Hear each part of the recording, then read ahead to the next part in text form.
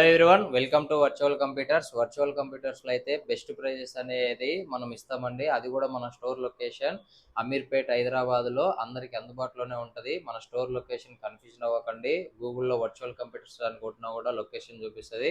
Number కు call చేసిన location కూడా షేర్ చేస్తాం వాట్సాప్ లో అండి.